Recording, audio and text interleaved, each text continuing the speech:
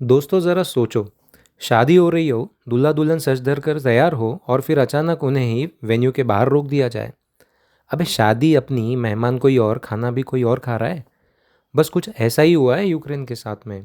Riyadh में एक हो रही हाई प्रोफाइल मीटिंग में जिसमें पीस टॉक की बात थी, लेकिन असल में प्लान जेलेंस्की को हटाने का हो रहा था। और मज़े की बात यह है कि मीटिंग में खुद यूक्रेन को ही नहीं बुलाया गया। भाई ये क्या गेम चल रहा है? तो भाई चलो पूरी कहानी समझते हैं। रियाद में हुई मीटिंग में शामिल थे अमेरिका और रूस के बड़े बड़े लीडर्स, लेकिन यूक्रेन बेचारा दरवाजे पर खड़ा देख रहा था कि भैया हमें भी तो अंदर बुलाओ। अभी इस मीटिंग में कौन कौन आया था? अमेरिका के तरफ से आए थे secretary of state Marco Rubio, national security adviser Mike Waltz और मिडल ईस्ट के स्पेशल ऑनवॉय स्टीव विटकॉफ।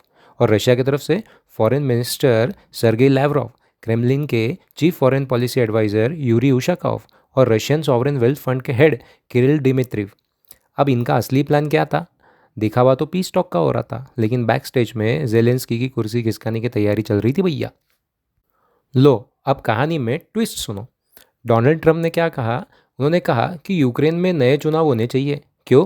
क्योंकि जेलेंस्की की लोकप्रियता सिर्फ 4% बची हुई है। लेकिन भाई कुछ रिपोर्ट्स तो ये कह रही है कि जेलेंस्की अभी भी 50% लोगों में पॉपुलर है।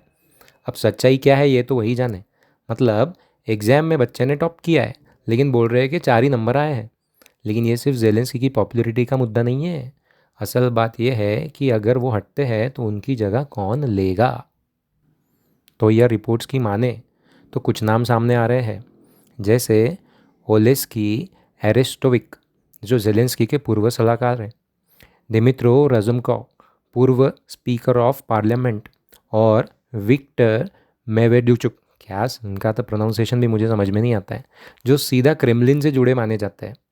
अब मामला ये है कि अमेरिका और रूस चाहे तो किसी नए नेता को सेट कर सकते हैं, और अगर जेलेंस्की ने पीस डील को एक्सेप्ट नहीं किया तो उनका गेम तो ओवर। और लगता है जेलेंस्की ने तो साफ बोल दिया कि भैया अगर हमने सबसे कठिन समय में भी अल्टीमेटम नहीं माने तो आप क्या खाक मानेंगे। मतलब भाई मेरे, बिना पार्टी में नहीं जमने वाली। जेलेंस्की ने यह भी क्लियर कर दिया कि बिना यूक्रेन में शामिल हुए कोई भी डील वैलिड नहीं होगी। तो भाई पूरे इस पॉलिटिकल ड्रामे में आपका क्या कहना है? क्या जेलेंस्की की कुर्सी बच पाएगी, या अमेरिका और रूस मिलकर उनका पत्ता ही साफ कर देंगे? नीचे कमेंट में अपनी राय ज़रूर बताएं, और हाँ, वीडियो को लाइक और शेयर करना मत भूलना। और भाई चैनल नए हो तो चैनल को सब्सक्राइब कर लो, नहीं तो अगली बार तुम्हारी शादी में भी तुम्हें इनविटेशन नहीं मिलने वाला। ठीक है? तो चलो मिलते हैं अगले वीडियो में, जहाँ पे हम देखेंगे कोई नया कांड, वो भी मेरी नज़र से।